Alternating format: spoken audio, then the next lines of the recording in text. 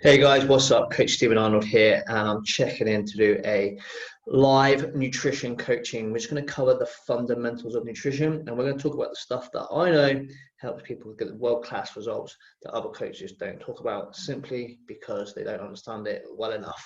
And in this 30-minute presentation, I'm going to help you guys to understand it a little bit better and understand what we do and why we do it, and why it's so important to have a good advanced nutritional strategy, not just to be counting macros and calories. If you are counting just macros and calories, it's like how I describe that. It's like, congratulations, you've read page 1 of the nutrition book. Come back in 10 years, because there is so much more to nutrition than just macros and calories. And we're going to show you how, and we're going to show you why. And hopefully at the end, I've made it pretty simple, broke this down so you can walk away with a good understanding about how to create a more advanced strategy for your nutrition. But anyway, let's get into it. I'm going to do this little screen share and a PowerPoint presentation, and hopefully by the end of this you'll have a little bit more knowledge about nutrition. All right, let's see if we can get this to work. All right, so what can we learn from NASA about health and nutrition? Well, this is a little story that I like to tell. One of my mentors, Nick Peterson, taught me this story, and I love it. So the rocket launchers at the bottom of the NASA space rockets are slightly suboptimal. They're slightly smaller than optimal. And the reason that they're slightly smaller than what would be optimal, obviously they work, but they could be slightly better. And the reason that they're slightly smaller than they'd like them to be is because parts have to be transported across the country on railways. And they can only get certain size parts on the carriage. And the reason that the parts don't fit on the railway lines or on the trains is because the trains are running on tracks that are only 4 foot 8.5 inches wide. If the railway lines were wider, they could have bigger carriages, could have got bigger parts on. And that's the reason why NASA is slightly suboptimal. And the reason that the railway lines are 4 feet 8.5 inches wide goes back many, many years. And what we see with this scenario is exactly the same as what we see with people's nutrition and their approach to nutrition. So the reason that the railway lines in America are 4 feet 8.5 inches wide is because they were designed by the British. The British engineers came over from England to build the railway lines in America. And the British engineers just did what they knew. They did exactly what they did in England. And in England, the railway lines were 4 feet 8.5 inches wide. And the reason that the railway lines in England were 4 feet 8.5 inches wide was because when they were designing the railway lines, the person that invented them actually wanted the railway lines originally to be 8 meters wide, so they could be very wide and carry a lot. But they wanted to use the same wheels and axles that they used on the carriages that they already had. So instead of designing new carriages, new axles, new wheels, let's just use the wheels and axles that we already have. So let's make the railway lines 4 feet 8.5 inches wide. So yeah, all right, makes sense. That's what we're doing at the moment. That's what works at the moment. So let's do that. And the reason that the axles and the wheels were 4 feet 8.5 inches wide was because before that, when the carts were getting towed by horses, the axles and wheels were 4 feet 8.5 inches wide. And the reason that the axles on the carts were 4 feet 8.5 inches wide was because when the two horses used to walk side by side, they'd walk and they would leave like a little valley, like a little track in the country roads. And that was because when the two horses were butt by butt, their feet would be that far apart, 4 feet 8.5 inches wide. So the reason that NASA's rockets are slightly suboptimal is because nobody actually stopped to think or challenge what they were doing since the Roman times. So since the Romans were in England and they brought horses and carts, no one challenged that. No one thought, what if we're doing something wrong here? What if we could be doing something more? What if there's something better? What effects is this going to have to us long term? No one stopped to challenge that. And because they never did, we're now doing space travel slightly suboptimal because no one stopped to think, what are we doing? And that's what I do. I look at nutrition different to everybody else. I actually look at it back to front. So everybody looks, okay, let's give this guy a diet. Let's give him a calorie deficit. Give him some protein, give him some calories, give him some fats. And let's see if that should work, right? Because that's what the maths say. But it just doesn't work like that. Like science and and the human physiology is way smarter than that, and it just doesn't work. This is what we do. This is how I stop to challenge the norm, to make sure that our NASA rockets aren't slightly suboptimal. So most people will come in here. They'll come in at the end point here with training and nutrition. Hey, I want to lose weight. Cool. Let's give you some training. Let's give you some nutrition. But what we do is we look at the problems before that, because if you give somebody training and nutrition, but they haven't developed their self-belief, or they're emotional eater, or they have other hurdles that are preventing them from following good training and nutrition, they're never going to get the results that they want. Never ever going to happen. Doesn't matter how good that diet plan is. If someone hasn't addressed the issues that they have before that, it's never going to work. And I know this, because I've been in the game for 11 years, I've worked with thousands of people. I've coached clients to 21 international titles in natural sports and fitness modeling. I know what works and I know what doesn't work.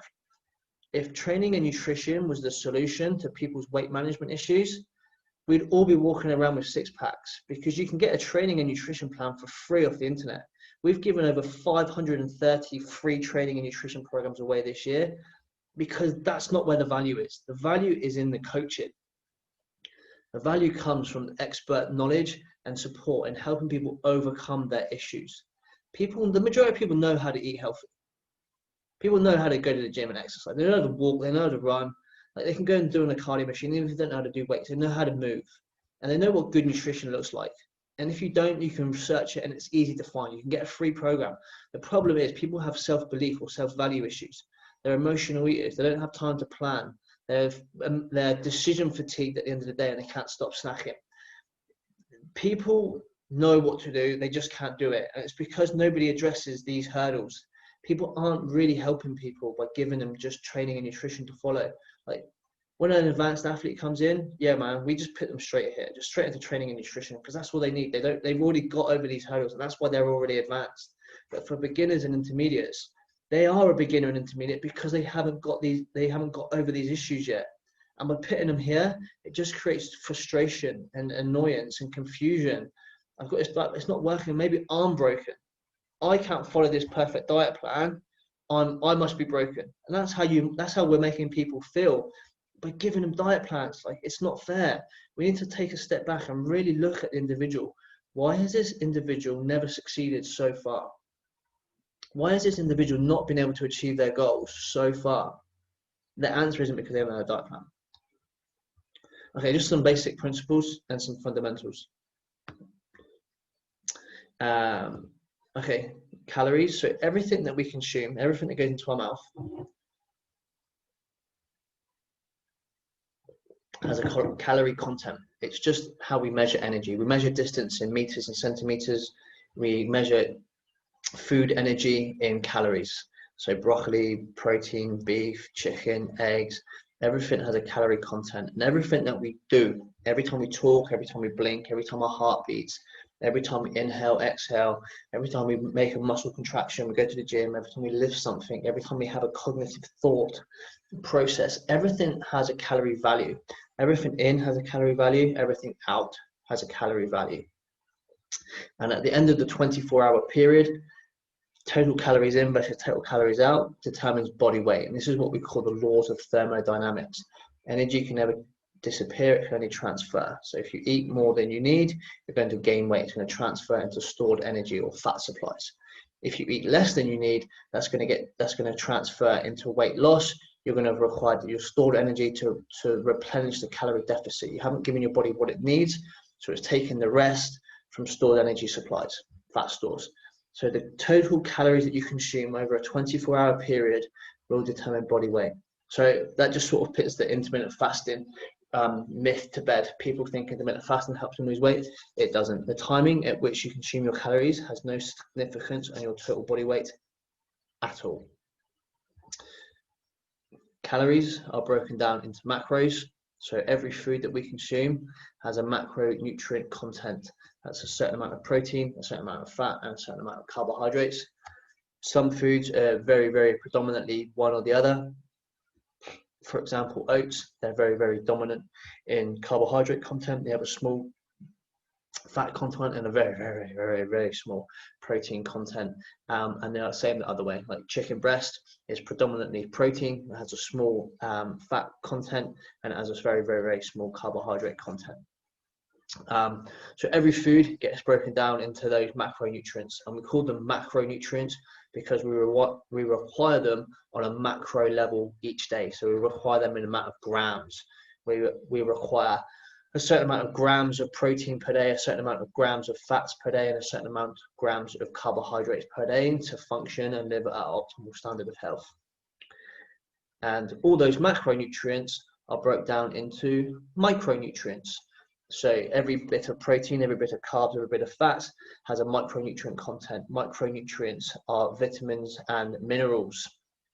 So as calories get broken down into macronutrients, macronutrients get broken down into micronutrients, and we call them micronutrients because we require them on a micro level per day, a milligram total per day.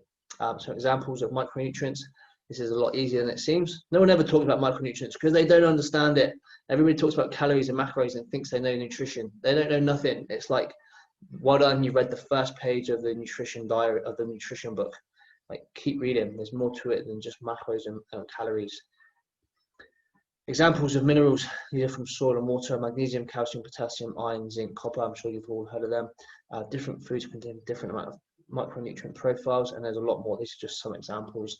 And the vitamins are pretty easy. These are from plants and animals, and they're simply vitamin A, vitamin B, vitamin C, vitamin K, vitamin K. Okay, and there's a few more as well, but they're just some examples.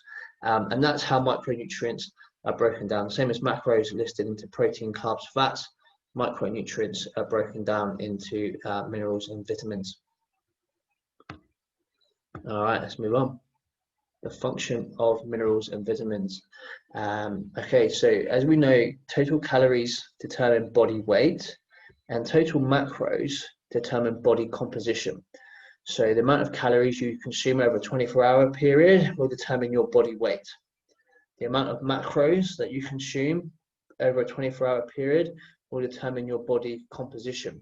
So for example, if you consume 3,000 calories per day, you might lose, gain, or stay the same in terms of body weight, but your body composition may change. If you had 3,000 calories of just carbohydrates, your composition would start changing because you haven't got enough proteins to support immune function, bone density, and muscle structure. And if you don't consume enough fats, you're going to affect the way your hormones get balanced, regulated, and created. So it's important that we get the right micronutrient split. Calories determine body weight, macronutrients determine body composition, and the amount of micronutrients that you get determine how good you feel at that composition, at that weight. Calories determine body weight, macronutrients determine body composition, and micronutrients determine how good you feel at that body composition, at that weight. Calories, macros, micros, body weight, body composition, how good you feel at that composition, at that weight. So minerals and vitamins, these support brain function, immune function, muscle protein synthesis, neurological transmissions, every single biochemical reaction that happens within the body. So even if we had our macros and micros 100% correct, if we were deficient or suboptimal in magnesium, magnesium supports muscle protein synthesis. So if you had all your calories and all your macros right, but you were short or deficient in magnesium, you still wouldn't grow the optimal amount of muscle that you possibly could, because you require magnesium for that process, for that biochemical reaction to occur. There needs to be a certain amount of magnesium in your body. If you don't have that, it won't happen. So I had one client, she was doing everything right, and she just couldn't get results. Her body just wasn't shifting. She was already lean. She lost a lot of weight, but we were just in a big plateau. And what we did was add a magnesium supplement to her day, and all of a sudden she started losing fat. And that was literally the only change that we made. And then we started getting manageable and like steady, predictable was the word I was thinking of, predictable changes week to week. And that was just because we added magnesium. So micronutrients are essentially important to what we do. They can be a plateau buster. They can make the difference between feeling good, loving life, being sad, depressed, fucking hungry. So it's very important that we get your micronutrients correct as well. Some examples of what micronutrients do. So vitamin B1 helps convert nutrients into energy. So important. Let's go down again. Vitamin B12 necessary for red blood cell formation, a proper nervous system and brain function. Vitamin C required for the creative and neurotransmitter and collagen, the main protein in your skin. So so many people don't talk about this and make sure that their clients are getting this into their body. So it's like you're just counting macros and calories, which determine body weight and body composition, which is what people always think and want. That's all they focus on. Like, you're missing so much. You could be feeling like shit and just not getting the results that you need. So important. Like, vitamin B12 supports liver function as well. And if for a female, if their liver function isn't operating properly, they don't detoxify estrogens correctly, and then they end up with a surplus of estrogens, and then that contributes towards fat retention in the lower extremities. Fat legs, just because they weren't getting their vitamins correct, they weren't getting their nutrient source correct. Some examples of minerals: potassium helps muscle contraction, sodium helps muscle relaxation, magnesium determines how much sodium and potassium go in and out of the body. So it's like, yeah, I'm drinking 4 liters of water, but if your micronutrients are sub-deficient or suboptimal, like, your body isn't going to perform properly. So important. Now what we do, this is why it's important to get blood work done, so we can see what kind of status your micronutrients are in. But if you don't want to go to that extent, what you can do is just make sure that you're getting a good variety of different foods each week. So I know a lot of boys will do this. They'll just eat the same food every single week. They like it. It's easy. They don't mind. They don't want to go to the hassle of changing things and trying to prep things and find foods that they like. But it's so important that we do that. We need to get a good variety of food sources within our body and within our weekly nutrition, so that we can stay happy and vibrant and healthy. The more color and vibrance and change that we can put into our nutrition, the better it's going to be for our gut microbiome and our micronutrient status and overall health as well. So you don't need like a full rotation every week. You don't need to like completely change everything, but at least have some air of rotation and change. Like, at least change 3 items per week as a minimum. The more variety you can create, the better for you. And the more different colors and different food selections you can have in there, the better it's going to be for you.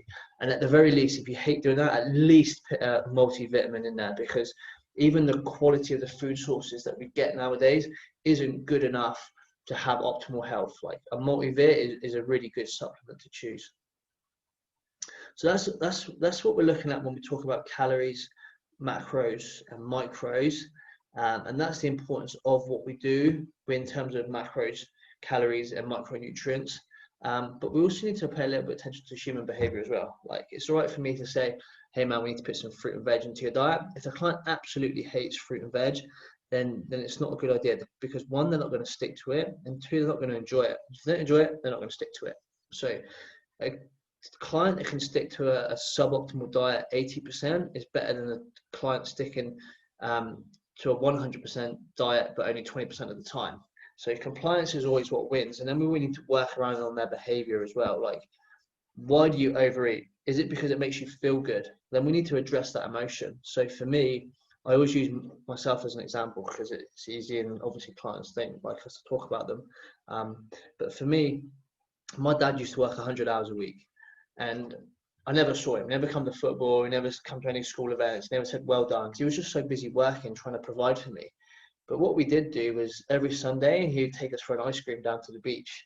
And in England, growing up in England, we don't have many sunny days.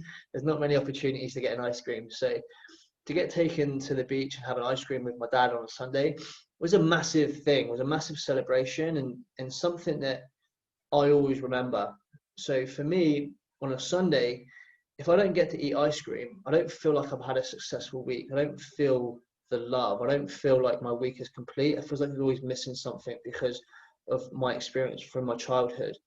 And understanding that, if I take ice cream out of my diet on a Sunday because I want to be 100% or I want to only have good wholesome foods, it creates a feeling of unhappiness, unfulfillment. And then obviously I'm not going to go into Monday with as much enthusiasm and as much motivation and much love. I don't feel like I'm working towards a body I love. I feel like I'm punishing myself a little bit. I'm withdrawing from the things that I love. But I understand that, and I can do that for a short period of time if I need to. But it's also a good idea for me to actually program the ice cream into my nutrition. on the Sunday so that I can do that and get those feelings. And this is the same with everybody. Like, why do you undereat? Why do you overeat? Why do you love chocolate? Chocolate doesn't taste any better than burgers or chips or ice cream or crisps. Why do you choose chocolate? There's a reason for that. And we need to understand that. Why do you do these things?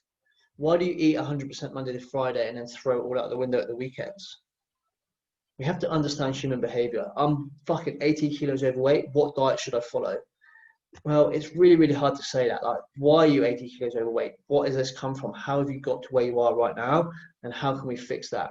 Like, I can tell you to eat meat, fruit, vegetables, grains, and good, wholesome, naturally sourced, organic fruit and veg. But if we don't address your behavior and your belief systems, it's not really going to help you. So we need to understand why you've got to where you are and how we can address that and help you move forward. So there's a lot to nutrition. To understand nutrition is to understand humans. It's to understand human behavior. Then you can really understand nutrition and really start helping people. Some results, and I love studies. I love reading study papers, but some of my favorites, and the links are here. 77% of all Americans were deficient in vitamin D. Vegans, vegetarians, and aged are deficient in B vitamins very, very often. I couldn't find the study link for this one, but it's one of my favorites of all time. 75% of all Americans were deficient in magnesium. And this was included bodybuilders as well. So I'm not talking about being suboptimal, like slightly less than what they should have. This was deficient. So dangerously low levels of magnesium in 75% of Americans, including bodybuilders and athletes. So that's people that think they're being 100% with their nutrition, tracking their calories and macros. There was still 75% of them, those people were deficient, not suboptimal, but deficient in magnesium. And we said earlier that magnesium is present in muscle protein synthesis, fat oxidation, and over 300 different biochemical reactions within the body. So that means you're not growing muscle optimally. You're not burning fat optimally. And this is one of my favorites about successful long-term weight management. People lost more weight and kept the weight off better when they had good, wholesome nutrients in their nutrition, and they weren't just tracking calories and macros. And that is fucking massive. So people were more successful when they followed a good diet plan than when they were just tracking calories and macros. So people, they did study two groups. One group were overweight, one group was overweight. Put them both on a diet, different approaches, and the team that followed a meal plan and got better long-term results had a diet plan to follow that weren't just tracking calories and macros. Some examples. I had a client. Sorry, I shouldn't really put the name. I had one client who was following a non-meat nutrition diet. He followed a lot of my free content, and he got in contact with me, and he said, "Hey man, I've been following your free stuff. I've got lean, but I just can't get as lean as I want. I'm now willing to pay you to help me." So we did some blood work, and we found that his testosterone was right about where it should be, but his free testosterone was really, really low. So the testosterone that he was producing was fine, but there wasn't enough testosterone free in his body. So that means it was all getting used up. So this is why he wasn't getting as lean, because the body thought that he didn't have enough testosterone. So when I looked into it a little bit deeper, his sex hormone binding globulin was really high. And the reason that was really high is because he wasn't getting the right amino acid profiles from his nutrition. He wasn't creating complete protein chains through his non-meat nutrition diet. And what he was doing was allowing his sex hormone binding globulin to go really high, which was binding up all his testosterone. It's made his body seem as if it was low. So we had to give him some complete protein chains. We brought that down, and eventually he got the result that he wanted. And this other client, we spoke about earlier, she had deficient levels of B12, and it was causing her to be high in estrogen, and she couldn't get her legs lean. So she was an advanced athlete looking to compete. She came second to my client, then she came to me, and the reason she came second is because her legs weren't lean enough. She couldn't figure it out. She came to me, I figured it out, and helped her start getting her legs leaner. Toxicity. So if you did over consume through multivits and supplements, minerals can't be stored. They would just get urinated out or excreted out. They won't get stored, don't cause you any issues in terms of poisoning. They just cause a little bit of stress to the body, and you can have some symptoms, feel a little bit sicky, feel a little bit lethargic. But the way to get around this is to buy good quality products, get blood work done, have adequate levels, make sure you're calculating it, don't be slack. More is not always better. And the conclusion for nutrition is start with wholesome foods with a bit of balance. Like have a little bit of ice cream at the weekend, have a pizza if that's what makes you feel good. If you want to go out and be social, like do that and just account for it. And when we talk about wholesome foods, we want good, wholesome, non-processed foods. The more processed foods are, the less quality or the less amount of micronutrients they have available within them. Supplements, look for multivit, vitamin D, magnesium, fish oil, and adequate levels of water. Drinking more water is also not better. Monitor results and progress. If you hit a plateau, it's normally because your health has plateaued. Try to fix that, and you'll be able to move forward and kick on with the progress that you want. Adjust accordingly. If things aren't working, make a change, measure it, record it, go again. And be intuitive with your food selections. Like your body is fucking smart. And you know, like when you get like a craving for like an orange, or a craving for fish, or a craving for dark chocolate, that's because your body knows where the nutrients that it needs are coming from. Like, I need vitamin C, I know where I can get that from. And that's why you'll get cravings for things. I really need a lemon, I really want asparagus tonight. It's because your body knows what micronutrients are contained within the asparagus, and it will lead you into that. And that's why, like, following a rigid Word document is never a good idea. Diet plan is never a good idea, because you take that intuitive eating away from the client. Like, we should have an interactive system where they can choose the foods they want, and we should teach them to eat and consume intuitively so that they can listen to their body and pick the foods that they need. And also make the process enjoyable. Like we said earlier, like if you're not enjoying it, you're not going to get anywhere. Right, guys, that was a bit hectic. I love that. I could talk about that all day. I hope that's helped you out. If you liked it, just comment below, let me know, send me a message. Make sure you subscribe to our YouTube channel. Make sure you subscribe to our podcast. Make sure you're in our Facebook group. If you need any support, let me know. I'm here to help you. So peace out, guys. I love you all. We do have a free program. If you're not in one of our paid programs, it's just a generic meal plan and a generic training program. Let's be some use to you. If you want it, just comment below, hit the link, whatever. There's a link below as well. I'll lead you to it. Let us know. We can help you out. We love helping people. So live a happy, healthy life, guys. And we'll speak to you all soon.